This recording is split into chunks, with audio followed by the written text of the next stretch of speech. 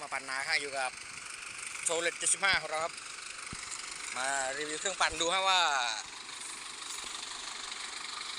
รุ่นใหญ่มันจะเป็นทรงยังไงฮะเคยเจอรุ่นเล็กเรามาดูรุ่นใหญ่กันบ้างครับแบตเตอรี่ PTO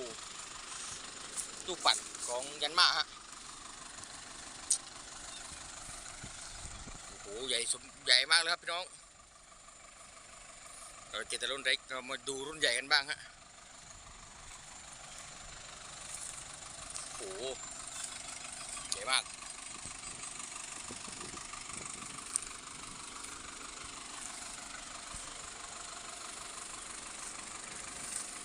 โอ้โห2 เมตร 20ครับความยาว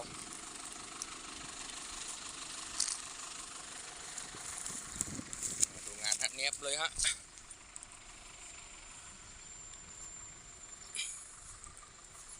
รอบจัด